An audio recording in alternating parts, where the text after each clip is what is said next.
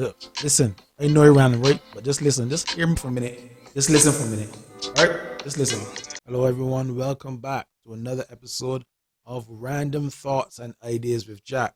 I am your guy, Jack, and this is a podcast about just random thoughts and ideas about everything and everyday life, concepts, mental health, relationships, whether it be romantic or family, and also a place to get some life saving or money saving DIY tips.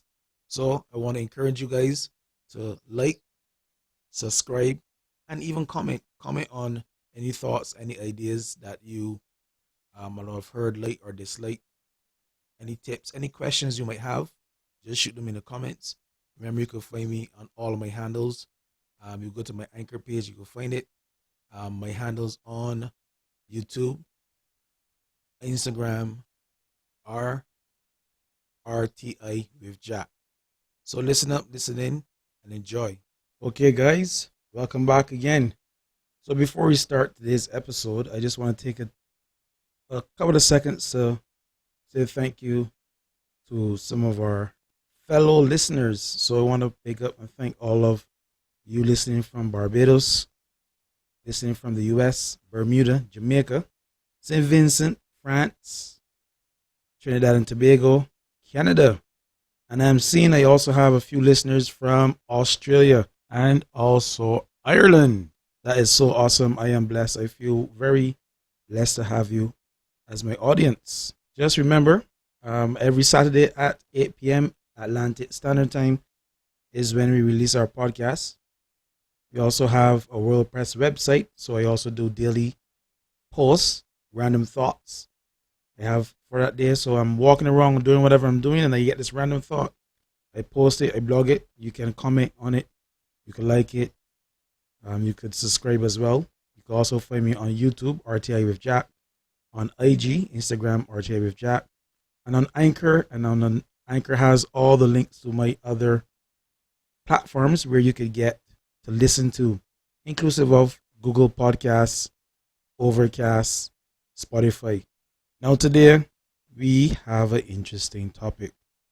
And today the topic is going to be about being unevenly yoked or being evenly yoked, the true meaning of it. And we're going to talk about relationships, personality traits that you might want to stay clear of. And when I say relationships, I don't only mean romantic relationships. I mean all types of relationships, family, friends, work colleagues. A relationship is a connection you have or interaction you have with someone. Even your enemies, that's a relationship. So if you don't look at it that way, that's a different way to look at it. So why this topic? It came to me as a random thought. Before I go into it as well, we did one DIY so far. So the next episode after this one is going to be a DIY as well. It's going to be do-it-yourself tips and tricks for vehicle maintenance, how to maximize your fuel, how to keep your vehicle running smoothly while also saving money. I know a lot of you guys are going to benefit from that as well. There are a lot of tricks that we don't know about. I'm going to talk about them in terms of your fuel, your tire pressure, the weight you carry around, when is the best time to service your vehicle, what's the best stuff to use. And you'll be surprised that a lot of the things are going to go contrary to your service provider, because sometimes it's not about when your vehicle wants servicing, but it's about making sure they maintain their after sales services to you. So we're going to talk about that, and I'm going to put you in the right. I won't put you wrong.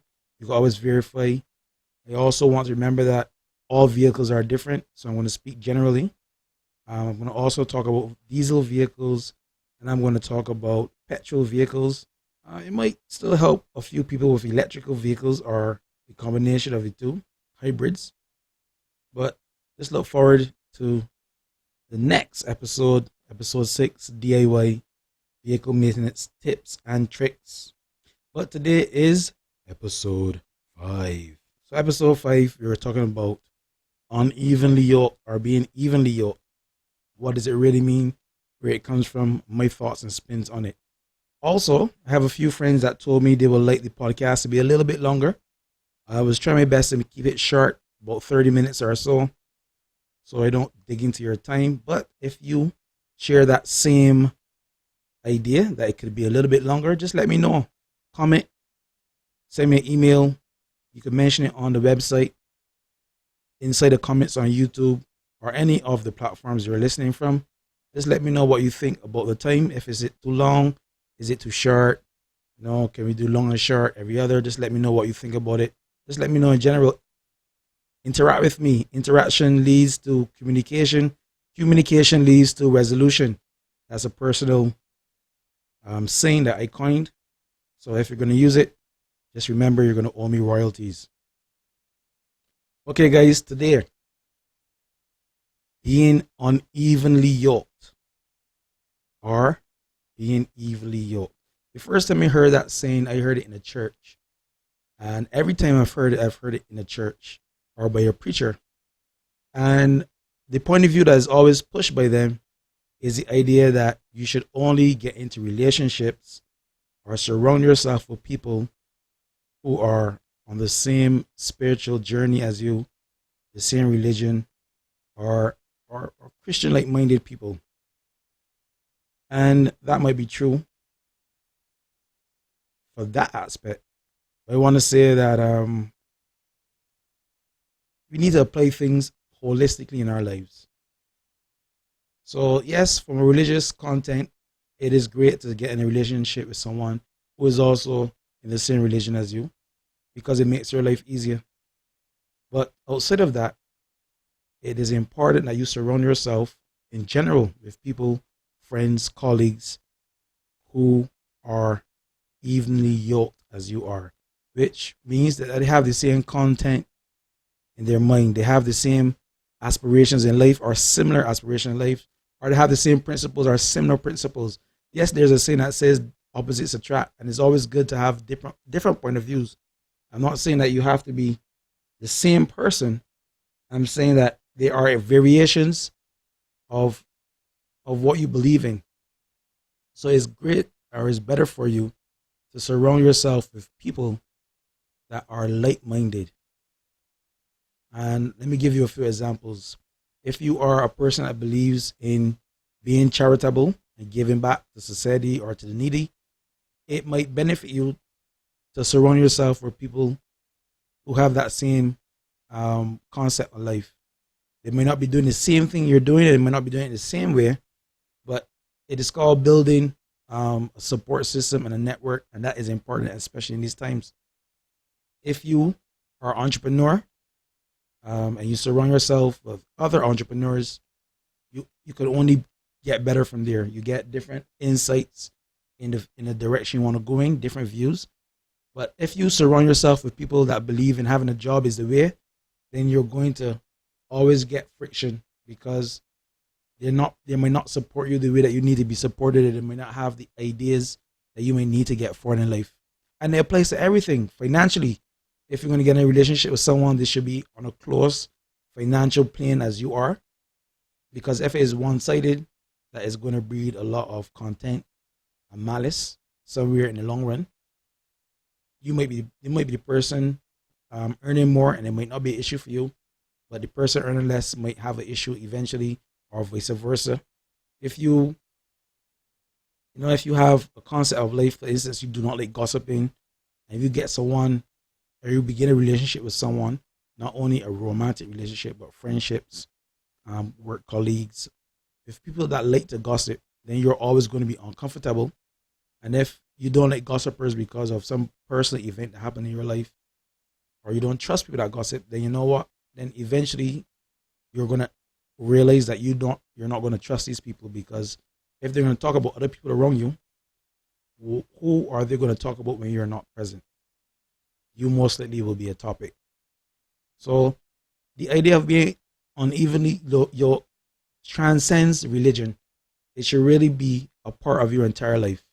So if you are a hustler, a go-getter, and you get someone that's not a hustler, that's more laid back and relaxed and let things happen, then you're going to be in situations where you're not going to be comfortable. There's always going to be friction. There's always going to be content and consent, discontent between you guys, either primarily in the beginning, initially, in the beginning, in the middle, or somewhere at the end. So I would advise everyone that when you're looking for partners, romantic partners, if you're looking for friends, workmates, work colleagues, business partners, it is good to find people that have the same vision in life as you. Even if you're in a business and you have silent partners, people who just have the money to invest, they have to see your vision. If they don't see your vision, that means they're not going to have as much confidence as you would have. And sometimes confidence is that little spark that pushes your business over the edge, over the top, that gets you to that point of success. Because all may look gray, all may look weary, all may look like it's not working out. But if you stay focused and you stay positive, sometimes that is enough to get you past. It's not all, but there are situations where that happen. Now, I started off in this for a reason, because it's going to be a natural progression from being unequally or unevenly yoked into relationships, into personality traits. That's what we're going to really talk about. And that's what I think I'm going to spend a lot of the time on today. Now, generally, when someone hears the word relationship, they think of a romantic exchange. And it's not true. It is an idea that I guess society pushes on us, or is an idea that is, I guess, natural to always think a romantic relationship. But I like to give definitions first, either from a dictionary or definitions from psychology. It depends on the topic, right? So according to the dictionary, a relationship is the way in which two or more concepts, objects, or people are connected, or the state of being connected. Another definition is the state of being connected by blood or marriage. So that's speaking about family or a romantic relationship, marriage. Or the way in which two or more people or groups regard and behave towards each other. So how you communicate and interact with people. And if that is regular, on a regular basis, that is a relationship. So you go to work, you have a boss, and you are his or her subordinate, then that is a relationship. That is a boss-employee relationship. You have a co-worker, you're on the same level, you're a co-worker relationship. You have friends, people that you hang out with, you chill with, that is a relationship. Your peers, that is a relationship. If you're in groups, let's say Kiwanis Club, Rodiacs, whatever group you're in, that group interaction is really a relationship. Now, although it may not be also, I want to say parents and children, that's a relationship as well. Now, so we've established that a relationship doesn't necessarily speak about a romantic exchange. But I want to say that all relationships, they have something called a dynamic. And that dynamic is really how you operate. There's always give and get, give and take in any relationship. And all relationships are based on trust, mutual respect, and a few other things.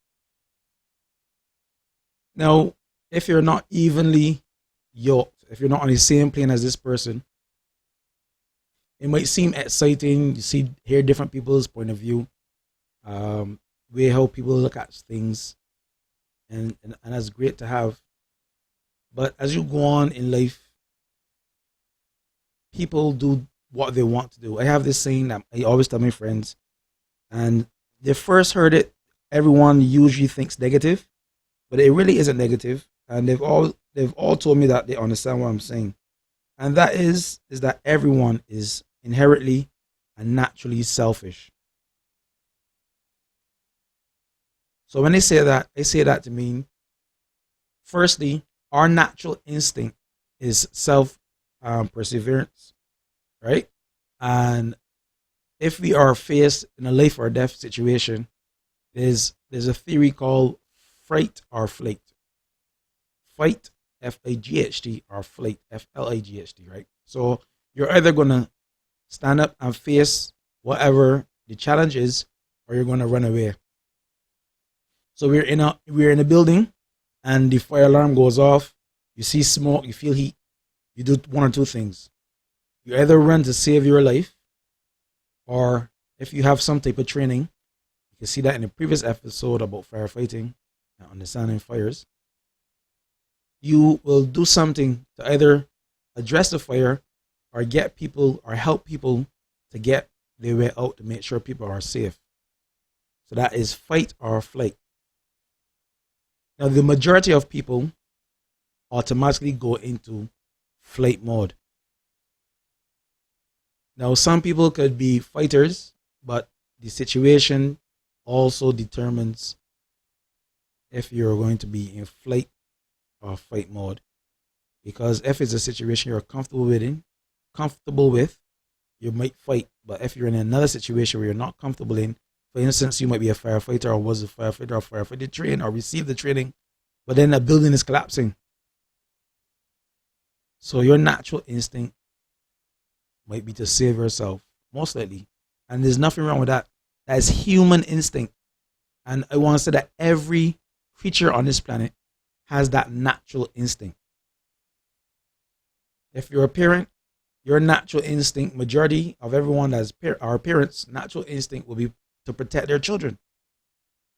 If you were to take your hand or part of your body and bite it, you could try and bite it as hard as you can, but you will never bite yourself until you can seriously hurt yourself, because your brain, once it's functioning well, there's nothing wrong with it. Your brain will always try to save itself, so it will not compute this action to try to hurt itself. So I said all that to say that the relationships you form with people are based on many things: their concepts of life, their nature to survive, and how we relate to that. If we are similar or completely opposite. And if you find yourself in relationships with people who are like magnetic poles to you, opposite poles attract and like poles repel, you find yourself in that repellent relationship, is always going to be contentious. And it's funny, I've seen so many people with friends that I could tell that they do not like. And sometimes it's because of peer pressure, wanting to raise their social status. Sometimes they were very good friends, but they grew apart because life took them in different directions. But it's because of the length of time they've been friends that they maintain a friendship, although it is dead, but no one has realized it yet. And it's funny how the human brain works, because we relinquish very important things to us for friendships and relationships, all types of relationships. We compromise on things that we might not necessarily compromise for our friends, and we may not need to. So if you have someone that's not on the same page as you, you might find yourself straying away from yourself. Depends on how much you compromise to maintain or keep this relationship, whatever intrinsic or extrinsic value it may have to you. And it's important that you sit back and analyze all of your relationships to see if they are healthy or if they're detrimental to your mental health or physical health or financial health. So being unevenly yoked or unequally yoked or being yoked is important to all forms of relationships. And it may vary in terms of relationships where there's a mother, son or daughter, or father, son or daughter, the familial relationship. Because obviously your child cannot be on the same level as you, but your child has to give up everything and trust you. So you might say, what does a child have to give up? But a child has to give up their natural instinct because they don't understand what's going on in the world yet. Generally, they're no learning everything. They're experiencing things for the first time, and their natural instinct will tell them to do something. You might look at a child and see a child doing something and like, what are you doing? Why are you doing that? But in their mind, their mind is saying, do this. What happens if I do this? There are no testing waters. And then they have to trust you to say, look, when they tell you to do this or don't do that, this is for your safety, for your betterment. So that's a relationship dependent on trust, more so than other relationships. Remember, all relationships depend on trust. When you come to friendships, you have to trust that the information you share with your friends, the visions you share with your friends, they keep your vulnerable moments, they keep, and vice versa. And the things that you tell them, you entrust them with, the things that they see, they don't use it against you, and vice versa. You don't use it against them. Relationships with your partners or spouses, boyfriends and girlfriends, whatever, non-binary, sorry, as well, is that same thing. You have to trust them. And it's easier to trust someone that has the same concept of life or the same vision of life as you. It doesn't have to be the same direction. It doesn't have to be the same path. There are different types of apples. There are different types of oranges, but they're all apples and oranges. There's something called a car, and there are many, many variations of cars. So what I'm saying is, don't be a car and get a partner that's a truck or a motorcycle. It's not going to work out. Two different concepts of life. But you could be a car and you get someone else who has a different type of car, a station wagon, a sedan, even a hatchback. But you're all in the same realm. And it makes life a bit more comfortable. Now, this is not a grand answer to everything in life. I'm just saying this is a different perspective of what I have. Now, we've talked about being yoked and relationships, the definition of relationships. And I want to talk about personality traits. And this is also very important when it comes to relationships as well. Now, there are many different types of personality traits, or many different types of personalities. And I want to say that it is important that you also know what your personality is. And once you know your personality, then it's a lot better. It's a lot better for you to negotiate life and find someone that is I don't want to say agreeable or acceptable, but someone that will make a good match. So I know my personality. I've known it for a very long time. And I want to say that also there are a lot of different sub personalities. And you could be more than one. You could be many different types. You could be a combination of two, combination of three. It is not let's say set in stone. So you could start off as one type during your life, and you could transition into something else. So I know for sure that I am paranoid.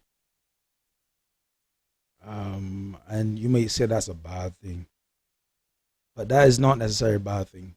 So my paranoia is not what you're thinking.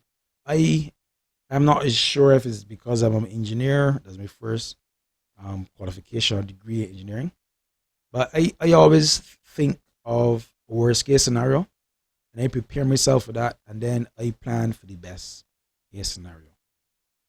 So sometimes I have these random thoughts. What if I take this route to work and get in an accident? What would I do? I'm be prepared for that.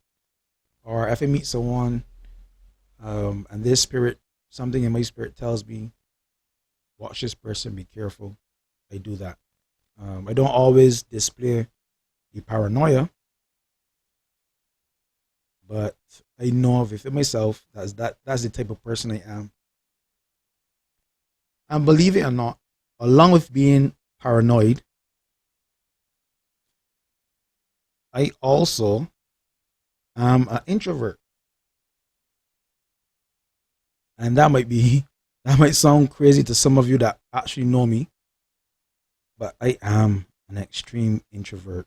And being introverted basically is I like my personal space. I don't like to be around a lot of people. If I do not take time to be with myself, I become very off balance, irritable. I can't think straight. I am very uncomfortable. And I know that about myself. So I always take time out. Now, my job has required me over time to be or to display extrovert tendencies. I even have a boss that said that you can be both. You can be introverted and have extroverted tendencies. I'm not sure. But if that is true, I am probably that type of person because I do have the ability to be very extroverted in crowds. I could be the life of the party. I could be the joke teller. I could be that person. I've often been told that I am the string that keeps groups together. But that's my personality. What I will say though, when I find myself in those situations when I am the glue that keeps groups together or the center of attention, afterwards I am extremely drained. I don't feel on a high. Some people will feel, oh, it was a lively party, everyone had a good time because of me. I don't feel that way. I actually feel extremely drained, and I go straight home, I shower, and I go to sleep. I need to get that off of me. So I'm gonna speak about the introverted person, the extroverted person. Firstly, because a lot of people don't really understand what it means to be an introvert, and I hope that I make some clarity for you. Now, straight out of the dictionary, it says an introvert is someone that is shy, and I don't really believe that. I won't call it being shy, I just call it being withdrawn. I wouldn't go out of my way to go and speak to someone unless it's a work requirement. I won't go out of my way to interact with you unless I need to. An extrovert is the complete opposite. Someone is outgoing, someone's going to come up to you and say, hi, how are you doing? And blah, blah, blah. That is not Jason. Definitely is not Jack. Jack will not do that. It doesn't mean that I'm not mannerly. It doesn't mean that I'm not interested. It just means that that is not my go-to. Now, there are many teachings and understandings on being an introvert or an extrovert. Some people even explain it of being on a spectrum. So I want you to picture a acidic and alkaline chart where you go from 0 all the way up to 14, and 7 is there in the neutral area. So we know that 1 going towards 7 is the acidic scale, and 7 going up to 14 is the alkaline scale. And some people sit in the center. They're not extreme extroverts or they're not extreme introverts. They can play both. I would say I sit somewhere in the center. So it might be good for you to think about where you sit. If you're a person that are outgoing all the time or outgoing sometimes, or you're withdrawing all the time or withdrawing sometimes, understand the situations when you are. And the reason why I'm saying this is that it is important for us to understand ourselves. If you don't understand yourself, and I spoke about it in my last episode, you will find yourself just doing things. You don't understand why you're doing them, or you don't understand where you are, and you don't understand why things are happening to you. And it's because you may not be walking in your truth, you may not understand yourself, and that might be a cause of a lot of things. Now, I want to get to some of the personality traits that I think we should avoid. But before you could avoid them, you need to understand what are your personality traits, right? And there are many different teachings and understandings. It's a very broad topic. But what I find today, that there's a high level of narcissistic behavior in our society here in Barbados. And I think this trait is the most toxic of all traits. And the reason why I think that is that the narcissism displays in so many different ways. And if you don't know how to recognize it, right, you will fall victim to it, either by yourself, being a narcissist to yourself and people around you, or getting in a relationship with a narcissist. So let me give you some of the signs of a narcissist according to healthline.com. So according to healthline.com, there are 10 signs to watch out for when we're speaking about narcissists. Now, some narcissists might present as shy people, humble people, right? Sensitivity to other people, right? They might portray themselves that way, but that's not always the case. Narcissists are extremely sensitive to criticism. So when we talk about criticism, we're talking about constructive criticism, any form of criticism. When you find people that when you tell them something, I remember criticism is not always bad. Someone might do something, you might say, you know what, that's not a good thing you did, and you explain why, and they are very, very defensive, and they take it personal, and they blow it out of control. That is what you call sensitive to criticism.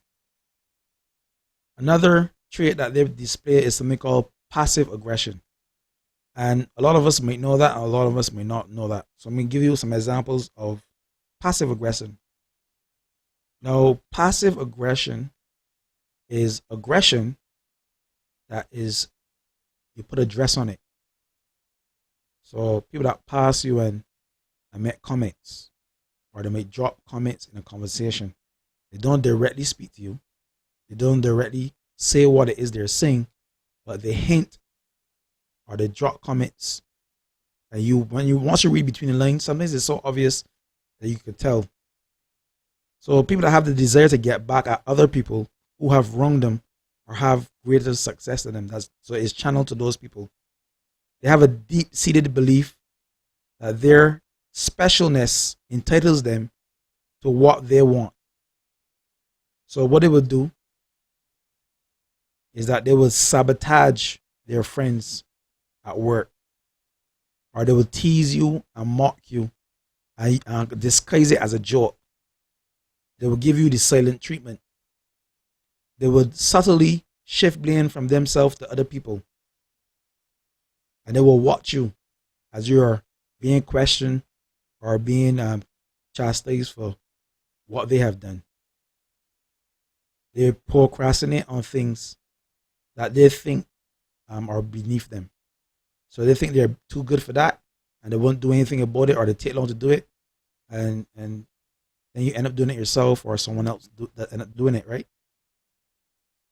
They have a tendency to put other people down, or they will put themselves down with the idea to seek bolstering from someone else. So, man, I ain't pretty, and then you come and say, man, aren't you pretty, man? But they're looking for, people say looking for love in all the wrong places, but they're looking for you to lift them up. That's also passive aggression, but they have a deep-rooted idea that they are above and beyond. I told you before that some of them can present as shy and withdrawn. Some can be completely opposite. There's no one right. They have grandiose fantasies, so they can make up things in their mind that are completely far-fetched. And even though that is made up in their mind, they act as if it is real, it's reality. And it takes you off guard. You believe it or not, I have met a lot of people like that in my life. Now, they also have a tendency to hold grudges for a very long time. So you meet people and something happens, and you address the issue, you move on from it, you apologize, or it's cleared up, and it never happened the way they thought it happened, but they hold on to it. So there are people that keep bringing up things that happened in the past, things that you may have even forgotten about and moved on past because we addressed it, but they hold on to it, and they always bring it back up and throw it back in your face. They're very envious people, and they do not display things like shame. They're not shameful people. They use anger a lot, and anytime that they don't think that they are in control, that's a trigger for them. So shame triggers them, anger triggers them, and the feeling of being powerless or not in control triggers behaviors and outbursts for them. So there's so many different forms of narcissism and so much different types. They're like covert narcissists, they're grandiose narcissists, and you guys could take the time and look at it. But a trait with all narcissism is there's going to be a level of toxicity. There's going to be a level of behaviors that don't seem quite natural, and they're always going to make you or make someone else responsible for things that are their responsibility. You're always gonna pass on blame. You're always gonna pass on responsibility. And I think that's the biggest trait that I think we should look at and be careful of and be mindful of. There's not enough time to go into all of them. So remember, one of my purposes is to invoke thought. So I want to encourage you when you get the chance to just analyze yourself, analyze your relationships, your friends, your families, to determine if the relationship goes in the direction that you would like it to go. If these people fit in to the idea and concepts you have in life, if you're evenly yoked or unevenly yoked. I want you to also take some time. We spoke about meditation and understanding your triggers in the previous podcast. To take some time and look at yourself and determine if you display any narcissistic behaviors. And it's okay. Life is a process, and you could start off anywhere and end up anywhere. Remember, we did a podcast about the atom life cycle, and there are times that you're a painter, sometimes you're the viewer, sometimes you're the muse or the collector. If you've never heard that podcast, go back and look for it. It's a very interesting one. But it's okay to determine now in your life that you might be a narcissist. And it's okay to acknowledge it and then start to work to change it if you believe that it needs changing. If you do not, well, it is your life. I will never tell anyone how to live their life. But just understand that you might be having negative impacts on people that you love or people you care for. It is also important to look at whether you're introverted or extroverted or a combination of two.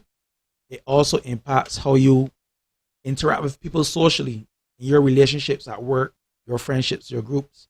So you might not understand if you are, or you never thought about if you're extroverted or introverted or a combination of two. So that may be a good thing to start to look at now. And look at the characteristics and the traits of people around you and yourself and see if they clash. If you might have a relationship with someone that you've known for years and for some reason you keep clashing. I have a friend, a very close friend. I've known her for years, but for some reason, every couple of years, we do not speak for like a year. And then one of us always reconnect and we continually F. Nothing has happened. And many times I've tried to analyze the relationship, and the truth in the matter is nothing necessarily is wrong. It's just there are times that we just naturally take breaks. And it's always only been a friend relationship. So I have other friends that I do not see for years and I don't hear for months. But when we connect, it's like if no time has passed. So there are different types of relationships. There's no one set form. There's no one set trait. We are all different. We are all imperfect. But it will benefit you a lot in your life to analyze yourself and the relationships you have to determine the direction they're going and if they're going in the direction that you want them to go. So I've gone over my 30-minute usual. I'm all the way up in 40 minutes. So I'm going to stop here. But I did want you to take the time to like, subscribe, and to comment if you think that 30 minutes is not long enough. If you think this 40 minutes is too long or too short, please let me know. We're going to work on that. Your comments are important. It lets me know where I'm going. It lets me communicate with you. Remember, communication leads to resolution.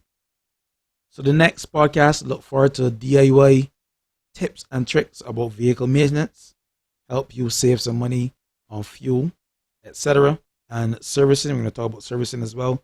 Eventually, we're going to move these DIYs from audio into video. So I'm actually going to do some servicing and let you see some tricks and some good ways and the best stuff to use to save you money. So I want to thank you guys for listening. Have a great day. Have a great life. Have a great think and a great thought. You've been listening to RTI with JAC. I done know. I say what I had to say. I share my random thought with you. Tell me what you think, though. Tell me what you think. Make sense?